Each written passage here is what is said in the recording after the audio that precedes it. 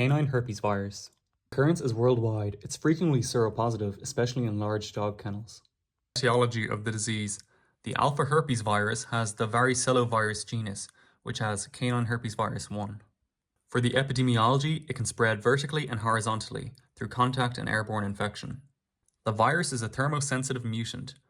Normally, the optimal temperature for viral polymerase is 33 to 35 degrees. Canidae are susceptible. It has a latent infection in the nervus opticus and also in the nasal mucosa, the respiratory tract, and it can be reactivated through stress or immunocompromise or after giving birth.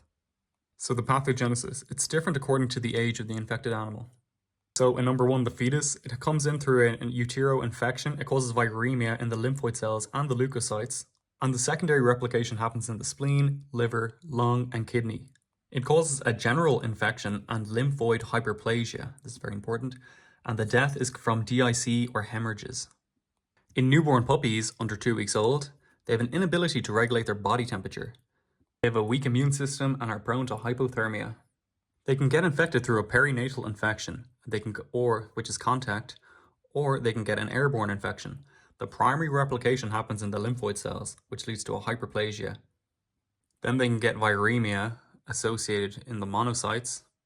And then they get a generalized infection in the spleen, lung, liver, and kidney and gut. In young pups older than 2 weeks and in adult dogs, they can get a venereal or airborne infection.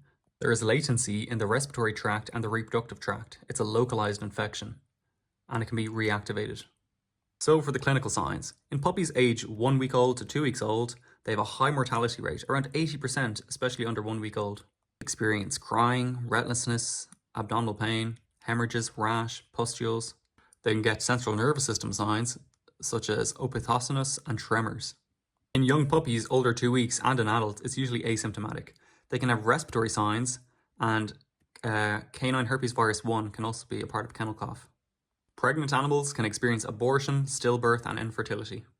In the pathology, for the fetus, we can expect to see necrotic foci in the liver, kidney, and spleen. We can also see hemorrhages, edema, and necrosis in the parenchymal organs, and extreme splenomegaly. This is a reactive lymphoid hyperplasia. This can be seen in the puppies. Diagnosis, we can use PCR, IF, IP, and immunohistochemistry. And we can also use ELISA and viral neutralization for a subclinical infection. And you can isolate the canine kidney cells. It's important to look at the clinical signs. Due to the common presence of a latent infection, the clinical signs need to present for diagnosis. The treatment is often unsuccessful, and for the prevention you need an inactivated vaccine. Bitches are given it 3 and 1 weeks before giving birth. It also can be prevented through warming and good hygiene.